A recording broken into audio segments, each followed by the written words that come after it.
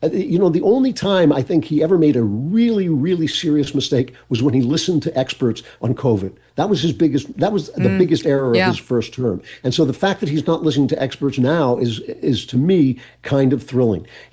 This thing, everything he does is covered as if it's a disaster and as if it's a problem.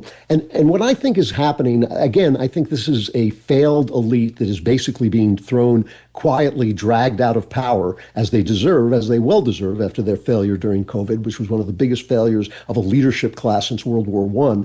As they're being evicted, they're holding on, and they only have one strategy, which is to demonize Donald Trump and hope he does something wrong when they can say, see, we were right all along. And I assume what the point is to keep their base intact, to keep this radical base intact, and then eventually find some, Potemkin candidate who stands up and looks like he's a normal person, but will actually be controlled by the deep state. And what Trump is trying to do is he's trying to debilitate the deep state. He's trying to gut it. He's trying to take away its props in its bureaucracies and its agencies that have absolutely no responsibility. He is trying to get rid of the invasion of people who came into this country with absolutely illegally, while the president is responsible for keeping that border closed.